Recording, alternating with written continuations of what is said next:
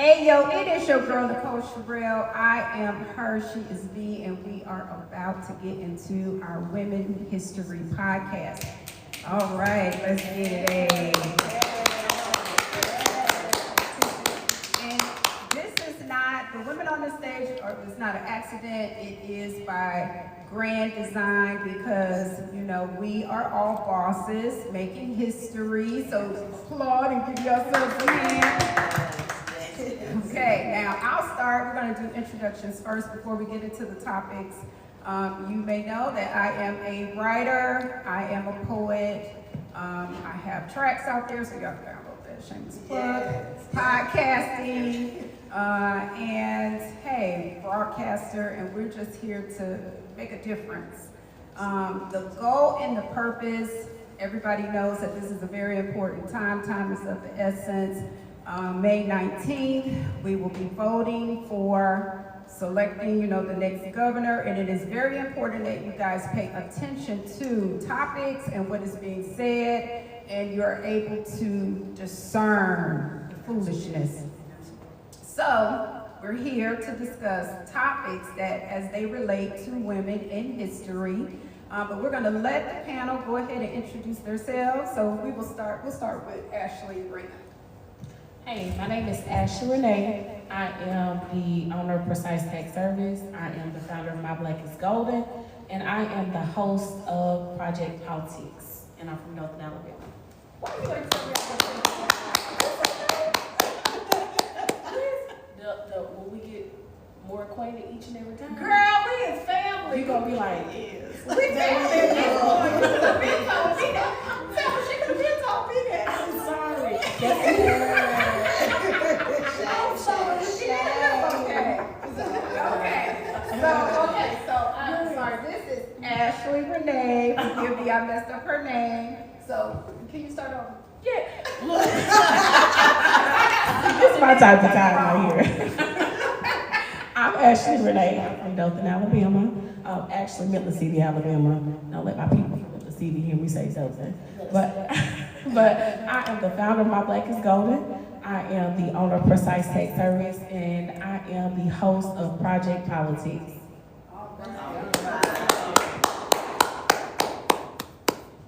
Well, my name is Jada Flowers, a minister of music, Lady Tree. I am a manager, producer, as well as a songstress, writer, beat maker, and also I am the campaign manager and daughter of the great historic Yolanda Flowers for governor of Alabama. Yeah, and so I wear many hats. I do everything. There's nothing I can't do. I'm a firm believer that if you have all these talents, allow the talents to make the way for you all. So I'm encouraging you all. And I am Yolanda Flowers. I am running for governor of Alabama.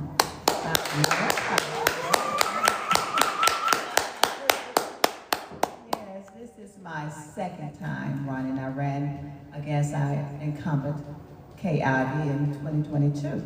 So I'm making my round again, making history once again. So thank you all for joining and tuning in just to get a little glimpse of who we are and who I am and what I'm standing for. So I do appreciate my sister and daughter, because you can say all that, Nichole Shirell. Oh my goodness. And my newfound little young lady there, Ashley Renee.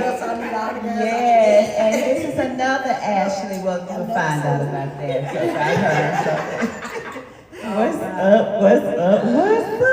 What's up, you guys? I am Ashley Denmark of the Denmarks. I am the co-owner of the Denmarks. What we do is we help working professionals. We're real estate investors and coaches, but we help working professionals get their first investment deal without using any of their personal cash. So we do it for the community, we do it for help, and we just do it so you can live your dreams for real. Nice.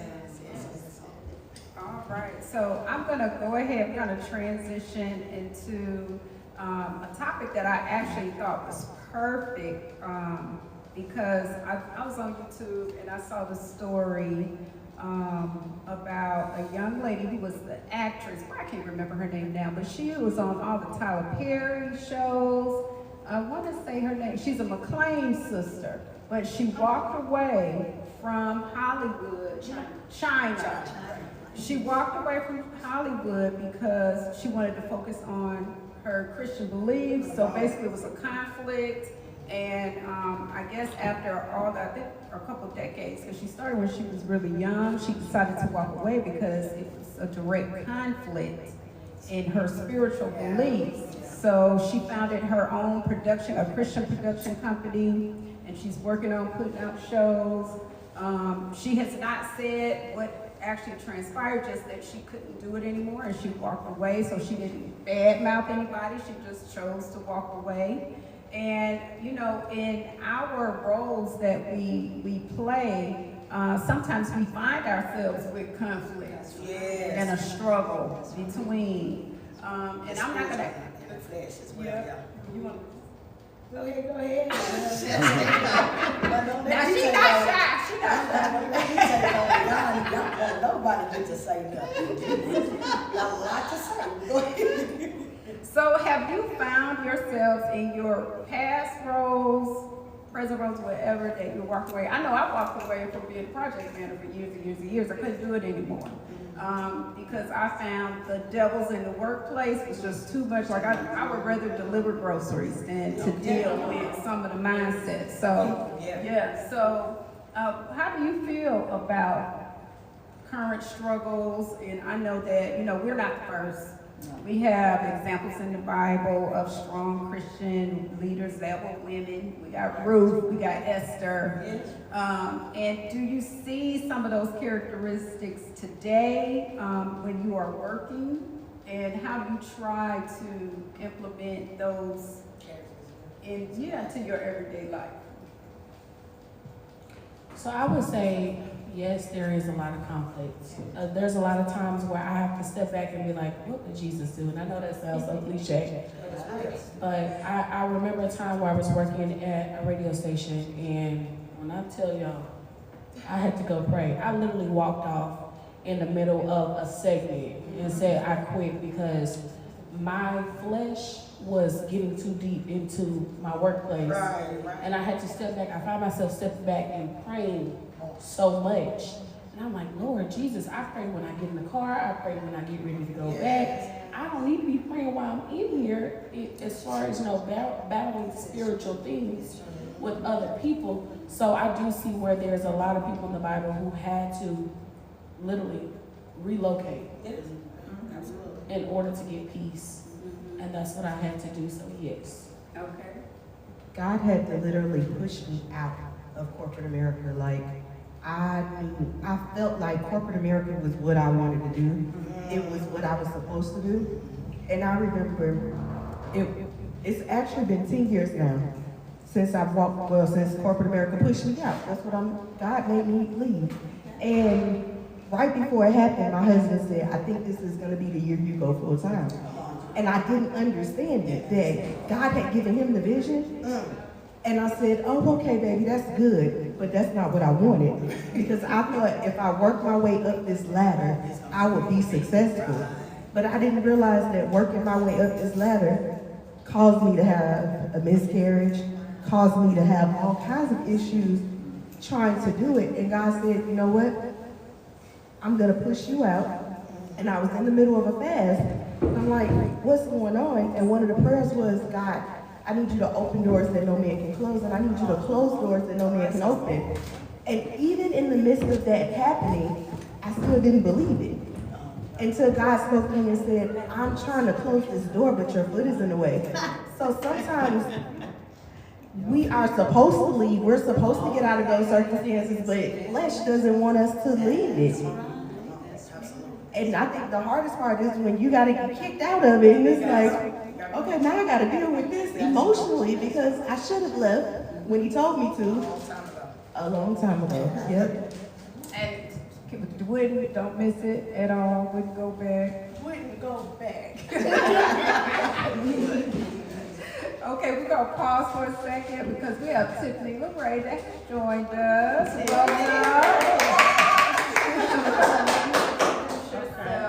Hey everybody, I'm Tiffany LeRae.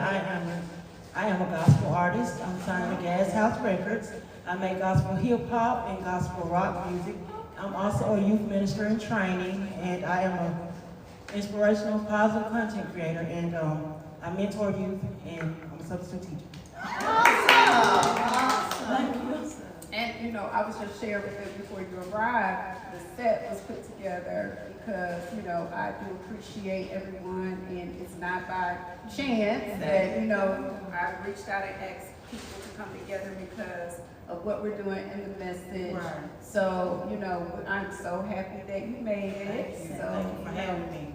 and if you need to take a break and go get something over No, there, I'm good. you could, okay, so, you know, you good. You Yeah, good. I'm good. So the question, what was the question? The question was, basically the question was, I can remember, I'm like, I am really a quarterly person. So the question was, is out of the Bible, as far as the women of the Bible, Esther, we have Rebecca, all of those, who resonates with you and why do you feel that, you know, the conflicts in between the workplace, okay, and how you can kind of reflect on the Bible or things that you've read. And Ms. Flowers, Okay, my experience is really pretty much similar to both of the Ashleys. I wanted, my dream was to always go back to school. You know, I raised my children and I said, well, now is my time. So God allowed that to be. I obtained my master's in vocational rehabilitation counseling, you know, when I attended University of Tennessee in Knoxville. I obtained that degree around, I think, 2009, 2008. And when with my first job, I was met with opposition, okay, that was presented to me really by my professor, one of my professors. You know, she was over this, what's called the transition. She worked for the Center of Disabilities. And I was to be the transition facilitator, which called me to travel throughout the state, okay, and to mentor, I guess you would say, those special ed teachers, to make sure that they were doing what they should do and how to facilitate things, you know, so that I, you know, to work with the children in their classrooms so that they can have, you know, smooth transition. So I got fired from that. And I'm like, what in the world? I mean, it's never been fired before. And so it's because of the spiritual things. I was combating, I'm like, well, what do you want me to do? How do you want me to do it? There was no teaching, no training. And see, that's what we are faced with. That is so true. See, on the world, see, we are faced with, you know, no training. They have the position, but they're not equipped to train. So it's like you're gonna have to do it on your own. Of course, I submitted a claim against her, you know, just, you know, so, but I just went on. The next position I got, of course, was what I really wanted, was to work for the state. You know, I wanted to exercise what my degree entailed. And I did do that. Now, 2013. 2013, things started shifting. I was the only black person in this office. And it encouraged me I had to travel an hour there and an hour back. So I'm traveling just $1 more. And I was traveling, commuting, just going from my home to the office, you know, 100 miles a day. Okay, and I had to attend to what I think about 5 or 7 high schools in about 4 or 5 counties. So I'm traveling. They did not provide me a computer. Everyone else had a computer. Ms. Flowers had to think out of the box. And I had to, see, you're talking about warfare, Ashley. I had to do a lot of what talking about, Lord, I had to put on the whole armor all the time. And then when things go wrong, I'm like, well, did I forget something? Did I forget to put my helmet on? doing? Or, you know, and I have my feet shod with the preparation of the gospel of peace, but all these things, so I never forget. I will never forget. God was talking to me, like he was telling you, okay, to quit. I put in applications, I'm going back and forth, and I put in applications here in Alabama, service, some type of service here in Alabama, disability services, benefits counselor, and those of you who know about that, that's working with people with food stamps, you know, to get them their benefits. I put in for that, eligibility counselors. I did just about everything I could do. Couldn't get a job, but God was still telling me to leave. And I was like, oh, no. You know, no, I rebuke you, Satan. I'm doing all that. I'm just doing all that in the name of Jesus. I'm doing that. But They gonna bring me on my job. there you go. There you go. I had the largest caseload as well as anybody else.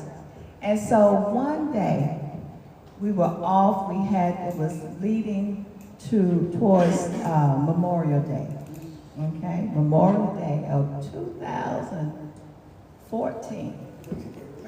I sure can. It was that Friday, and it was just like I got this ugly email from my supervisor. Okay, I've done everything that I thought I, could do that, to help me to be a better counselor. I took extra trainings. I did all of this. Just called myself to appease them, because I knew what I was doing, but as they always found something wrong with my whatever I had to put on, my reports. And so when I read that email, I said, that's it. I'm gone. I said, Lord, I can't take it. That was the straw that broke the camel's back. I told my husband about it. That weekend I wrote a resignation letter, and I submitted it, emailed, and I made a copy to make sure that they got it. And I tell you, but I did not have to give them the grace time of a month. I could have just given them the 2 weeks and walked on out. But I continued to do what I had to do the whole time. But when I quit, it was a weight taken off of me. So sometimes God, when you don't listen to God made it uncomfortable. He allowed that little straw to come and break your back so that you can wake up and see and move forward. That's right, and trust him and move on. And I tell you, and I had regretted it once. Not once. Well, I'm gonna make it not as long, but I'm gonna make it real quick.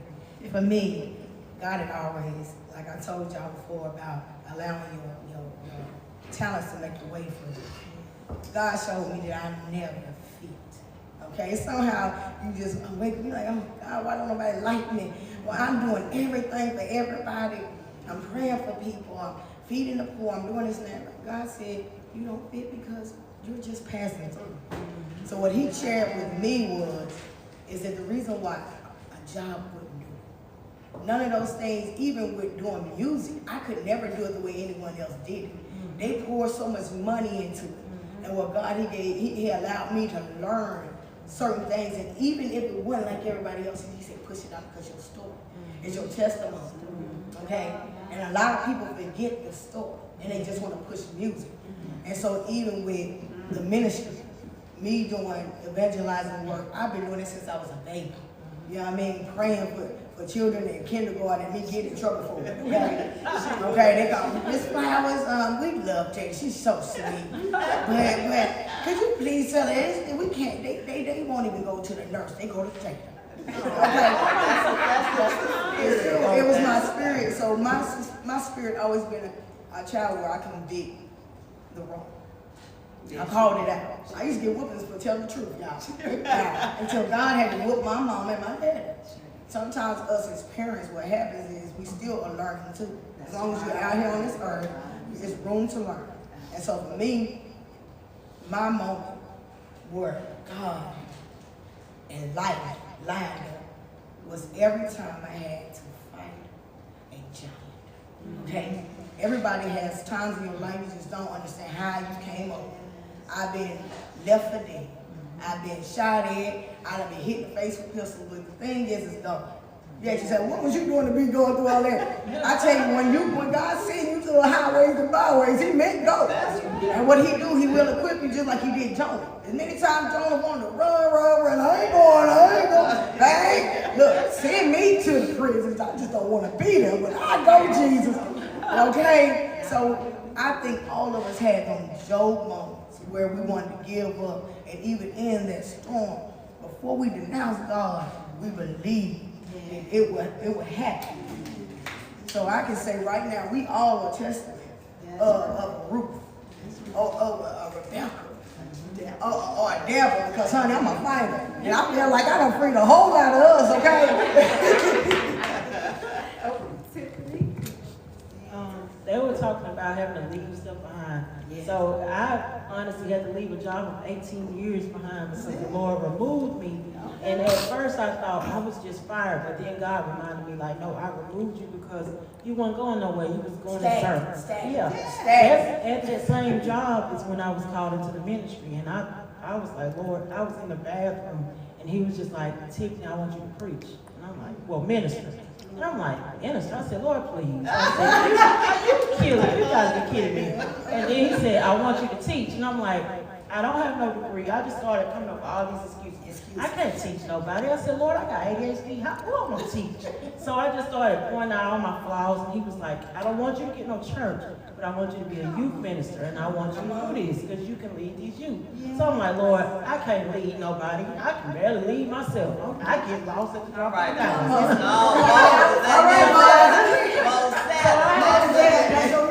That's it. But I feel like Job, though, honestly, because I've had so many Job seasons where I had to leave stuff behind, and I felt like depression was always hitting me. But God reminded me, like, whatever you're leaving behind, don't worry about it, because I got something better in your future. So, but I ain't gonna hold it up on my side. I think this is fun. I love how you guys all went to Job, you know? And it's funny because it's so many people go to Job, but whenever I need to fight, y'all want to know who I go to? Who? David. Come on now.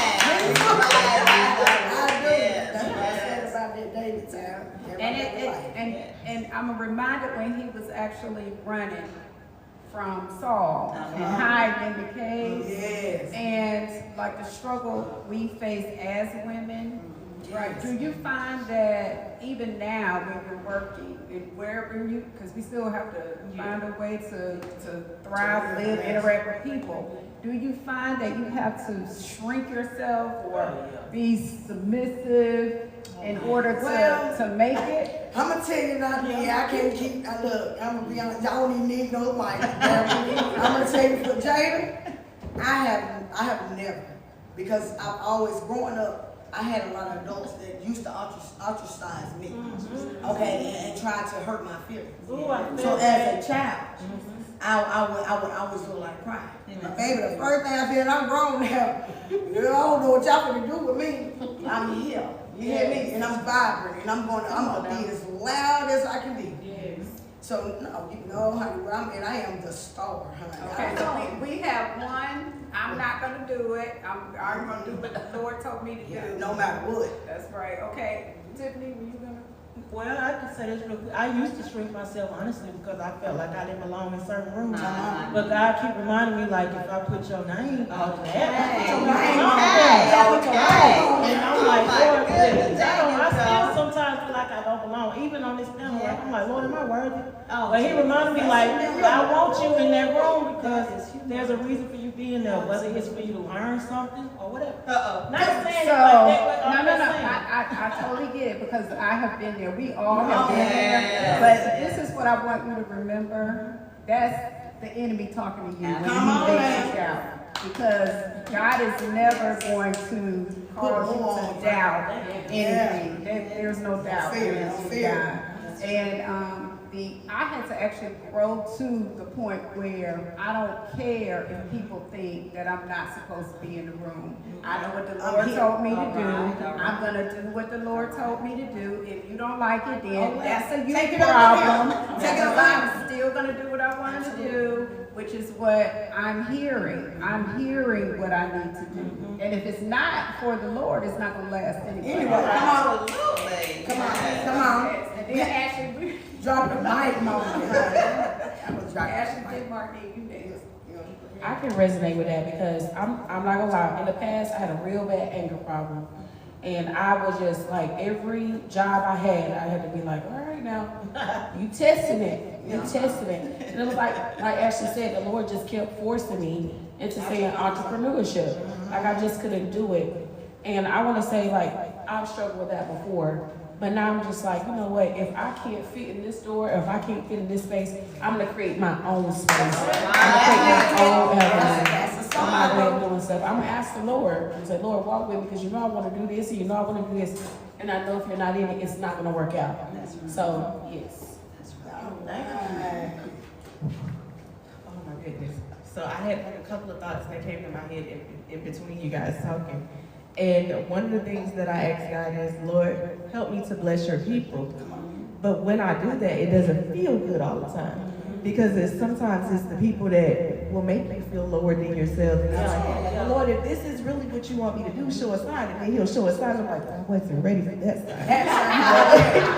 but you have to push through it because that's the whole purpose. Amen. You're there to bless his people. And sometimes his people don't understand like this. They can't receive it. And it happens in due time. But as you go longer, they'll come back and say, I didn't realize that you were trying to help me, but I thought you were trying to hurt me. But I didn't realize that you were actually teaching me. You were actually doing what God called you to do. So sometimes it doesn't feel like you belong in the wrong.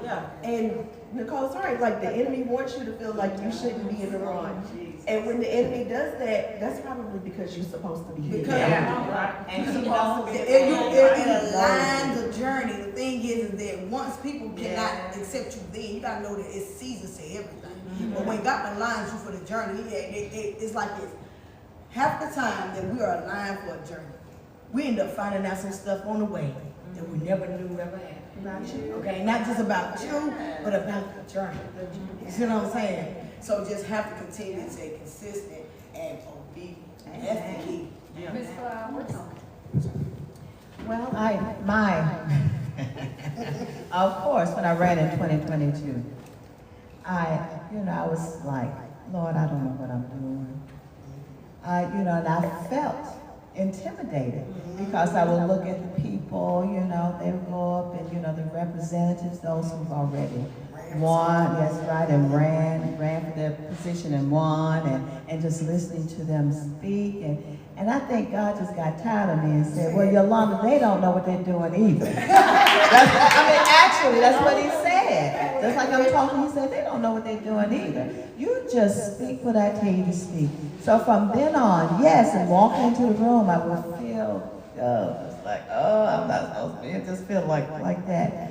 But one thing, God, he reminded me back when Jada, her brothers were little, and, just going through things with my marriage and all, and God would tell me, stand up straight. Yes. Hold your head up straight. Stand like a soldier. That's what he would tell me. He said, and don't you bow your head down and let my head snap up like that. Yes, sir. Yes, sir. But that has helped me. So now, when these doubts come, God is so loving that he quickly reminds me, stand up. Stand up. Remember what I showed you. That's right. Remember what I showed how you were supposed to do, and I told you stand up, because you're representing the kingdom. Yeah. And so when I said, okay, he said, you are my ambassador. And I said, yes, Lord. Okay. So when you hear him talking to you like that, it makes you like, That's right. it gives you some backbone and courage. Although the enemy will come and say, you're nothing. Look at how they don't even want to regard you. He will do that. He will do that. But just to know who God made us to be, our position, there you go. That's right. That's right. We got to know what blessed assurance. Jesus is mine. Oh, what a foretaste of glory divine.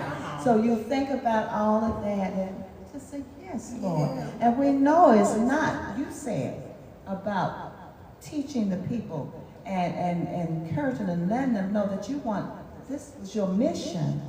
That's our call.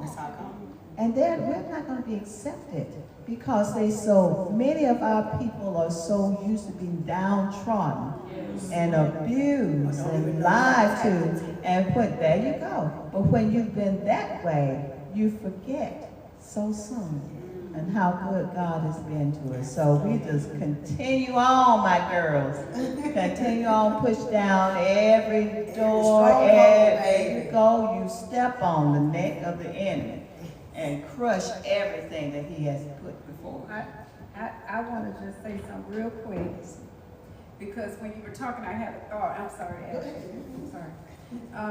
Because, you know, Ms. Flowers is running for governor of Alabama, May 19th. Gotta vote. But recently, we are seeing a lot of candidates that are trying to push faith in politics. Come on, And I personally feel that they have read historic data and saw that you won based on your platform. Come on now, God. But you've never changed. So how do you feel about the candidates that are running? Because we're not judging, saying we don't know what they believe or if they do or do not believe. But do you find it difficult when they try to duplicate your platform? And do you think that they're trying to do it because you are a woman? That's so powerful. That's right. That's Clock your tape now. Clock it. Well, you know, Clock it. I do know that they have, because the things that they're addressing is what I addressed in 2022. And I also have stated since I've run in again that my stance hasn't changed, that the issues are still the same. So the thing is, and God have me looking at it, I'm paying attention to what they're saying and what they're doing. But the thing he said, but Yolanda, you're different. You know what it's all about. You know the struggle, okay? He even told me, he said, you were born at the latter part of the Jim Crow era. So you know the struggle that Alabama has gone through. You have seen it, you have experienced it. So that's one thing that is different. And another thing I tell them, I said, look, I haven't just started like 6 or 7 months ago. I haven't stopped. And I said, I'm just like the Forrest Gump. When his friend said, run, Forrest, run. I am still running. I'm still running, okay? And so what they're doing, yes, it's a mimic. And do I feel bad? I'm just like, the devil does that. he mimics, he does. But the only thing about the enemy, he cannot create. He cannot create. Everything that God gave me, he gave it to me. And I've been pushing it. I've been pushing that forward. So, no, I do feel bad for them because they don't have that creative ability to listen to what God is saying. They don't have the heart. Well, there you go. They don't have the heart.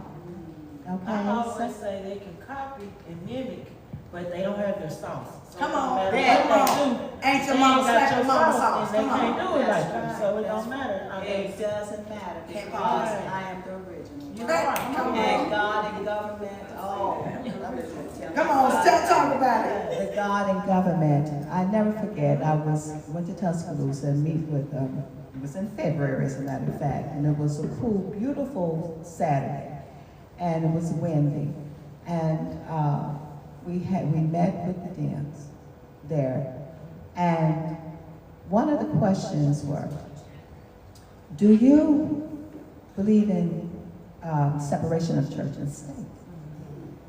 And I looked at him, I said, no, I do not. I said, you can't separate the two. I said, because God is government.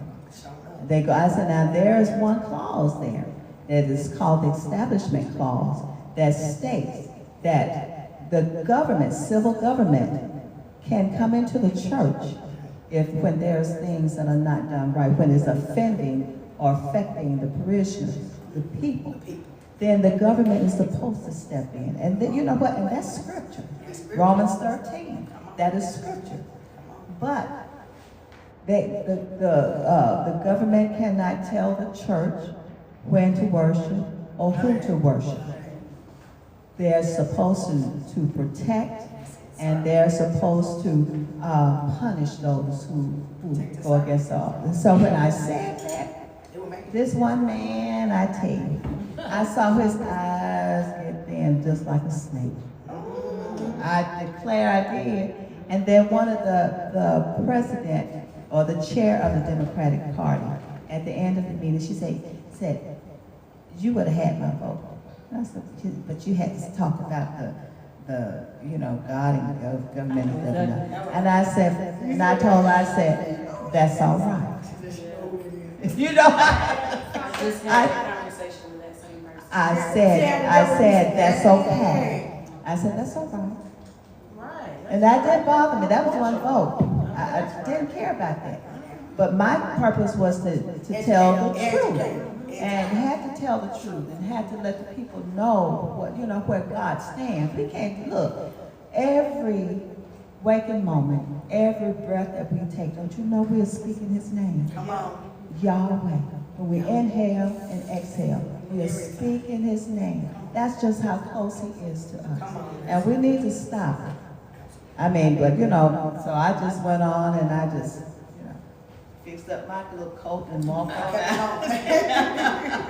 And I want to say this too, like you said, I want to piggyback on what you said, without leadership, what's leadership without a good copycat? Yeah. Okay, so let's start there. And then also too, your other candidates, if I'm being frank, there's a particular person that calls himself pastor. Okay. That's a no-go. What does the Bible say? You know them by their fruits. Fruits they bear. The fruits that they bear. Come on. And so we can look at the conversation you have, we can look at your actions, and we can see the fruit that you bear, and we can see your fruit sitting here with us. And so one thing that I like to say too is, if we want to teleport back to the 1950s, there wasn't politicians without the church. Okay? Right there in Montgomery, Alabama, and Birmingham, Alabama here, Dr. Martin Luther King Jr., if the politicians had issues, they went to him. Come on. And so the issue is we've strayed away from the church. Come on. And we went straight to the politics. You can't go to politics, you need to go to God first and then come to politics. Because then you leave the inhumane portions out for the people. Come on. And so that's what we need to get back to. Come on, sister. Preaching, that's all I can say. Yeah, we are preaching. This is really good. This is really called empowerment for real. Right. Going back to what you said, your stories are what's going to make you different. You can duplicate, you can copy, and I think Nikki told me this a long time ago.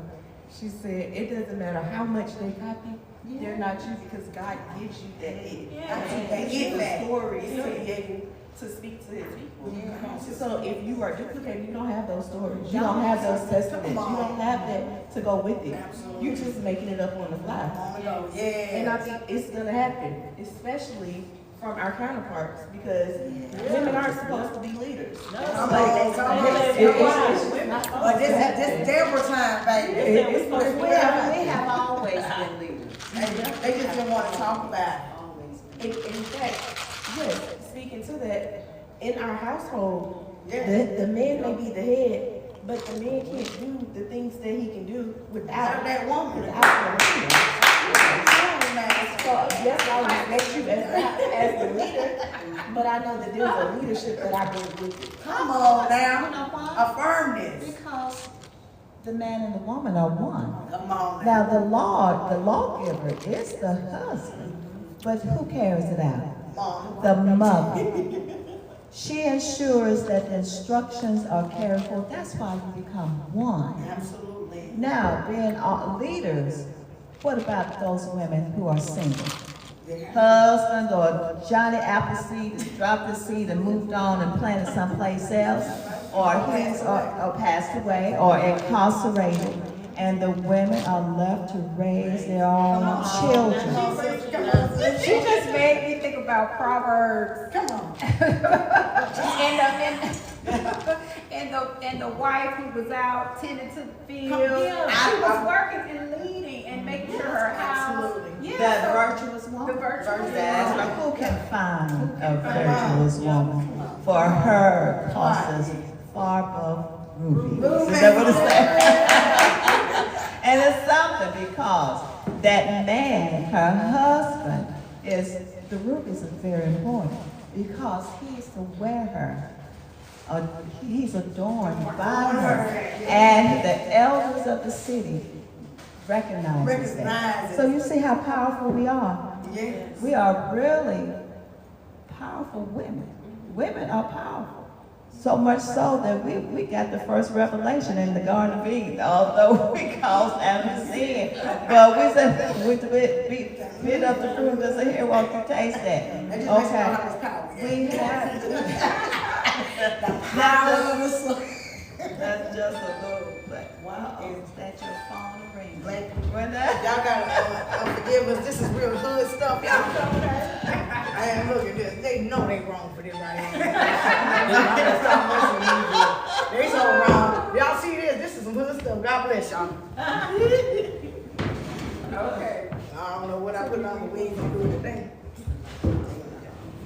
Okay, so now I think my next question, because we all do something a little different. So, Okay, Lord, go ahead. I'm finna go out here first. Okay, not, okay, go ahead. Okay, Go man. to your settings and put do not disturb. as far as Ashley, who's working real estate, now, do you find it necessary to have Antonio there to help with deals? Do you get slack if he's not there, or are you able to just do all the deals? Because you guys do it all together, y'all work together, a dynamic team, making changes, doing the things, so, we applaud that. Yes, yes. But are there any times where you get any pushback? All right, so with us, we believe in staying in our lane. Okay. So within our business, we have different lanes. And when we drift off into each other's lane, that's like, hey, you can give your suggestion, you can give your opinion, but at the end of the day, I am the leader in this lane. That's absolutely, that's how it has to be. It has to be that way. Now, there are some times when I have to step into the leadership role in his lane because he's out. And that's usually the construction world. And I can say, women in real estate is really not it's starting to be a thing, but it's a male-dominated industry.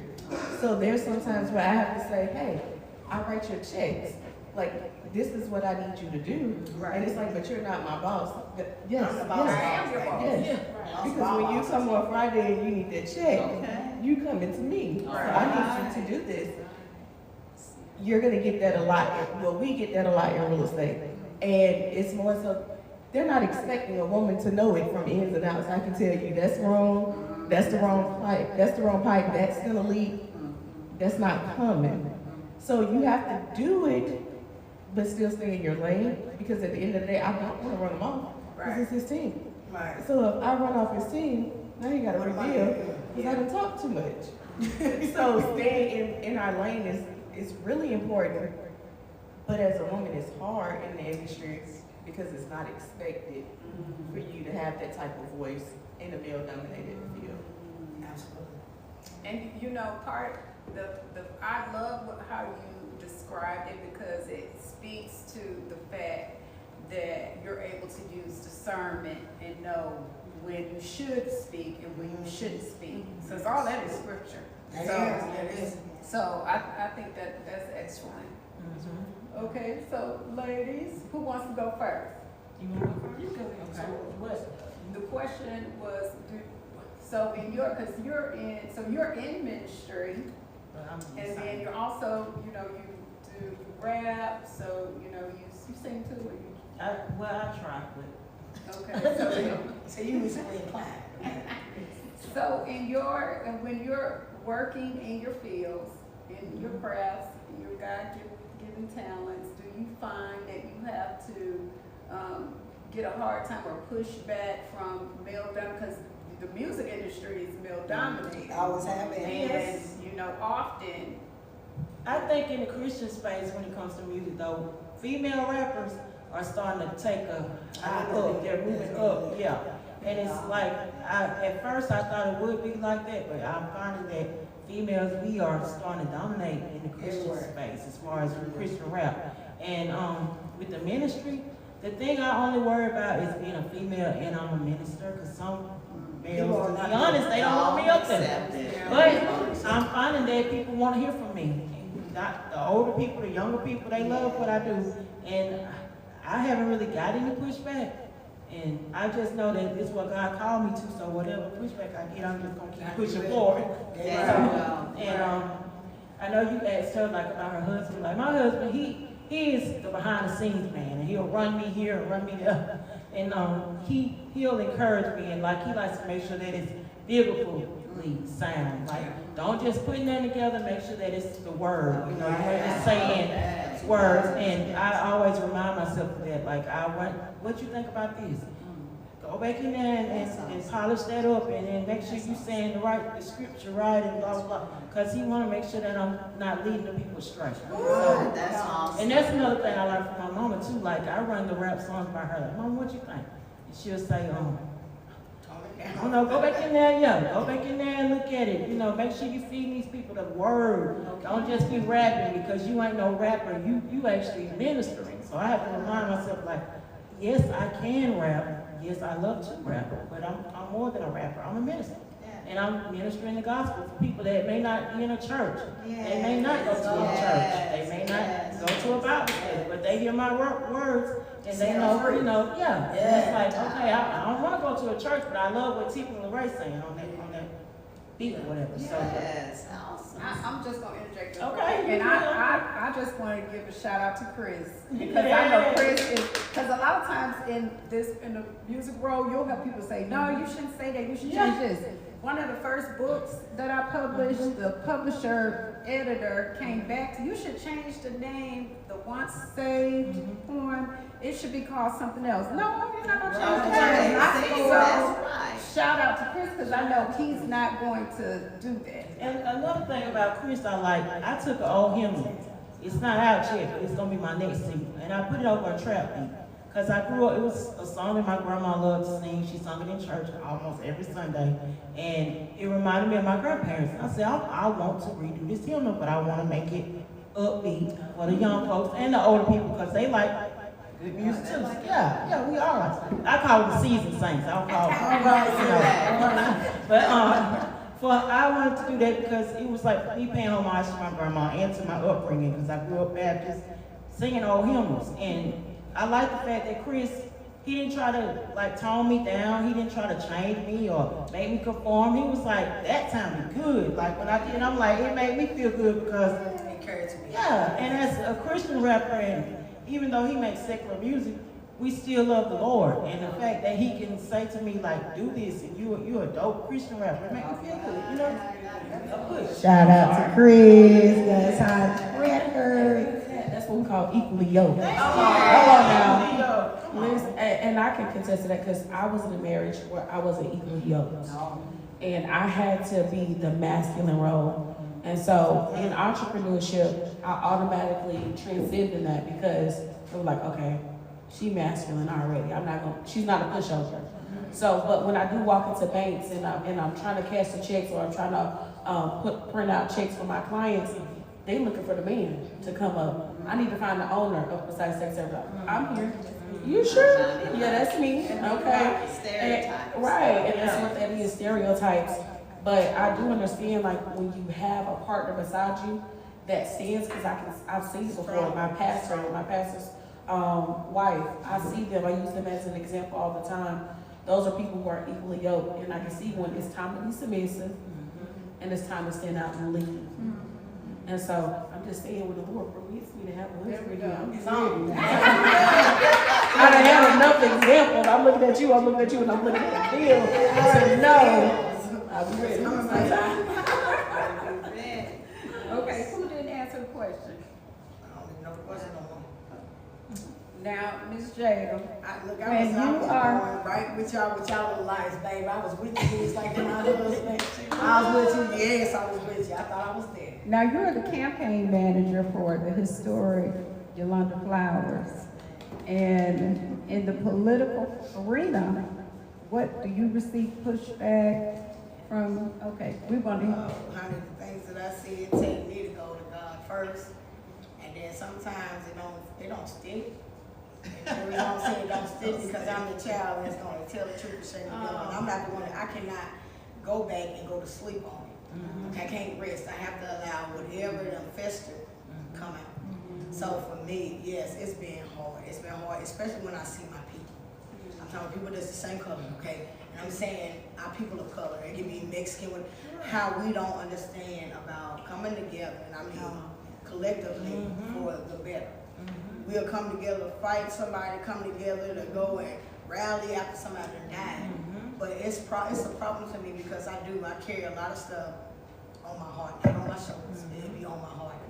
And so when I go through certain places, and the sad thing that we found out is not many black men are supported to women, black women of color in positions. And it's sad to me. It's kind of like that spirit of the only thing you're good for is laying on your back. You shouldn't.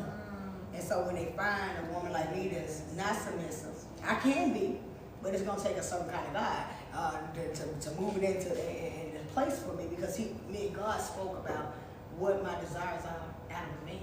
And so when it comes down to a man that is so used to the normal female, I'm not normal. I'm not normal. So when I'm outside of that, yeah, it's hard. Like I said, I'll be ready. And the thing is, are they ready for me?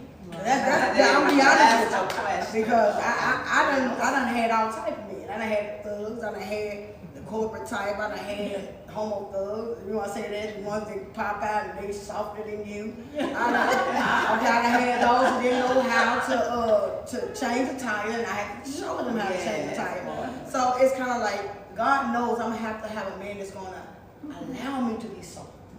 Okay, the only way that's gonna happen is that, look, you gonna have to be submissive. Look, lead by example. Show me. I'm gonna show me what you want me to do. Because at the end of the day, I'm gonna tell you the truth. I'm tired of having to do it all. If somebody go, what you say? Girl, I want somebody to come help me. We do. Nobody wants to have it. I mean, and this is just my opinion. But no one really wants to do all of this by themselves. It's easier to have help to do it. So I think that this was some great conversations.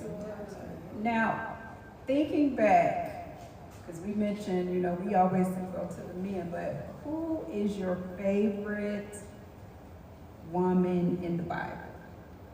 Oh, Deborah. What story? Mine is Deborah. Because I always seem to feel like God is leading me to lead and tell the story. And it always, it comes to a point where it's crazy because my voice carries and it makes people want to listen. And so I'm a firm believer, if you're going to talk about something that's going to set you free. And so anytime I ever open my mouth was to elevate whomever, whatever situation they were going through. And so, yeah, for me, Deborah, that's my girl. That's my girl. Well, Deborah, also, before, when I was contemplating, I guess, deciding whether or not I was going to run for governor in 2022, my grandson, he talked to me about it. And Grandma, I said, no, honey, I can't do that because Granddaddy is sick. Okay, and I just don't have time going back and forth to the doctor and everything. And then he continued to push, and he said, well, Granny, pray about it. And I told him, I said, well, I'll do that, see. I'll pray about it. A couple of weeks went by, and then God, I'm talking to you. He said, well, you promised him you're going to pray about it. And I said, oh, okay. Okay. So I went to my own special room and I got on my knees. It was in the morning. And I did. I talked to God about it. I said, Lord, you know, this is crazy. This is totally crazy. And he just let me go on and rant. And he said, you know, he said, Deborah led the children of Israel to victory. Yes, come on. And I said, okay. And so I was compelled to go to Judges chapter 4 and read more. I already knew about the story about Deborah. I've read it many times. But I was still compelled to go and read about her. How Deborah was just sitting by the tree. She was just chilling. And I could see that sister with her head wrapped up, that African Nubian princess just sitting there. And come to find out, Deborah her husband was a prophet, you know. So it wasn't like she was by herself. And so, you know, she was a prophetess. And so he just led me through all of that. And how when Barak came to her, and he was scared, okay? And what should we do, Deborah? What should we do? You know, Sisera, he's, you know, the army is going to defeat us and all this stuff. And, you know, and she said, should I go? She said, you go. He said, well, you go with me. And so she decided to go with me. Okay, but she told him this before they left. She said, it's going to be a woman that calls the victory. Come on. God used a woman to kill the king. And therefore, the children of Israel were able to gain that victory. Okay? So, I love Deborah. You don't hear much about her because she's sitting by the tree and just minding her own business. And she's just chilling. Okay? We all sit And just how God comes and he moves upon people. And just, you know, just that strength. She was a judge. Not just a judge, but she was a prophet. Okay? And so God used her. So she is mine and have been ever since. The woman that comes to mind for me is Mary, because it wasn't supposed to work out that way. Like, I'm a virgin, what do you mean I'm getting ready to have a kid? Like, that's not even possible, God. And I think the things we go through in our life is like, God, that's not even possible. Like, how you put me in this room? How you put me in this situation? But if we do what Mary did, if we just trust him, if we just believe in him and just follow, you never know what blessing he's going to bring from just following him. Blessed assurance. Following. Another blessed assurance. She said the one I was going to say. Mary is my favorite. Like she said, Mary was a virgin. She didn't even think she was going to have kids. And just her and Joseph having Jesus, God's only son. And it just makes me grateful for that. And I think about, like, a lot of us women, God blesses us with things that we birth in our lives. It's not always physical birth. It can be spiritual. And a lot of times we feel like, God, why you give me this baby? What you want me to do with it? I ain't got no financial backing to get it done.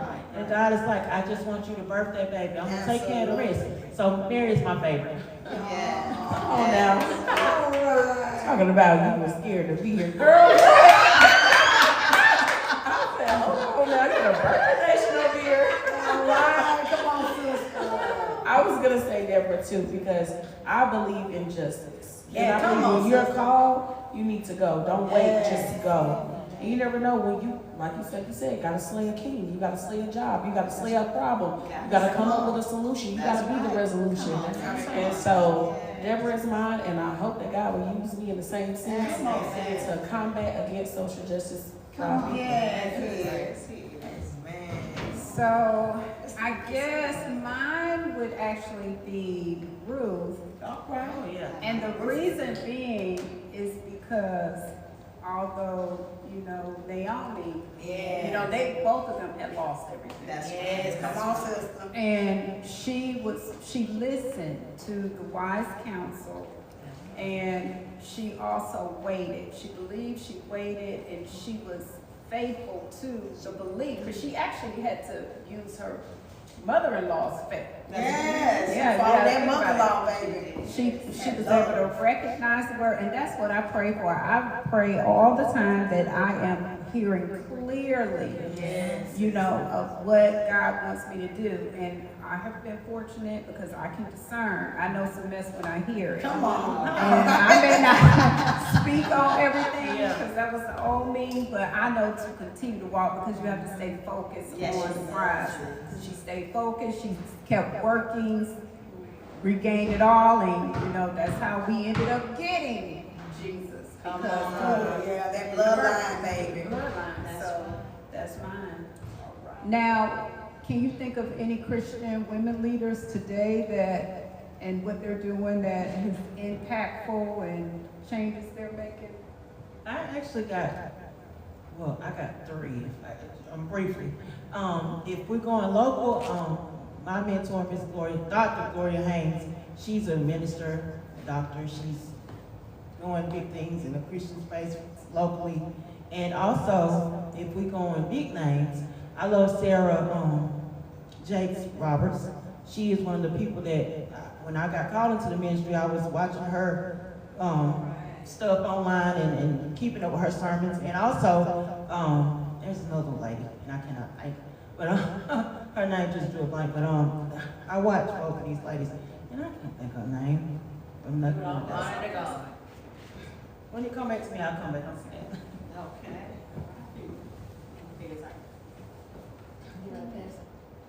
Go ahead, you got it. Who's your first one? Okay, so I guess I'll go. Well, when I always have to me, so my mind is a little complicated.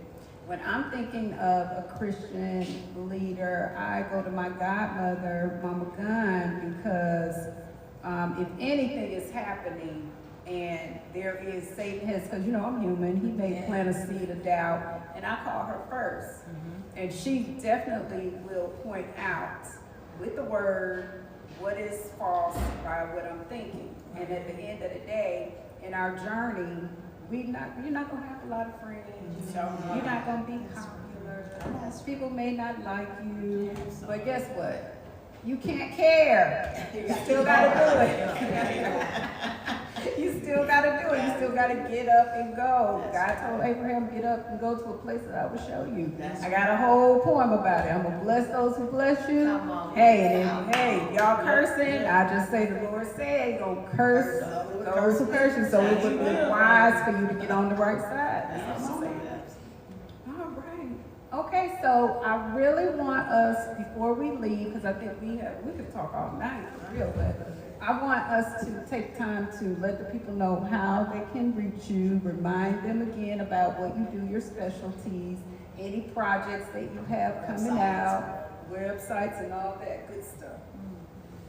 Hey, I'm Tiffany LaRae. You can find me at Tiffany LaRae Perry on Facebook. I'm on other social platforms too, but if you just go on Facebook, I'll lead you to the other ones. But I have a song coming out on March 21st called No Love Lost. So you can pre-save it right now. Thank you. You can pre-save it right now, and it can just be ready for you on the 21st. And I also will be on the radio on WJLD on the 22nd at 9 p.m. So y'all catch me at 9 p.m. I'm gonna have it on my social so you can see that if you're not local, for those of my people that watch. But 9 p.m. 22nd March, we will be on WJLD. You can find me at Ashley Renee on Facebook, and that's RENA. Or if your children are in need, if you have children at K through 5th grade who are needing some guidance, you can find me out on My Black is Golden. If you need your taxes done, if you need your taxes right, I'm that sister find me at Precise Tax Service. I actually have a class coming out on April the 4th at the Dothan Library on how to buy a house under $1,000. So come sit with me, and I just appreciate this platform. Or when you get on my Facebook, check out Project Politics. Okay. That's right. You have your own podcast. Yes. You have a podcast. I do. It's called Morning Motivation. Yes. Morning Motivation is my podcast, and I use